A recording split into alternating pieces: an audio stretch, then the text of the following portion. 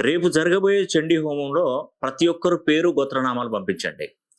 చాలా మనకు 12 అమావాస్యలలో అతి శక్తివంతమైనటువంటి అమావాస్య ఈ పోలాల అమావాస్య.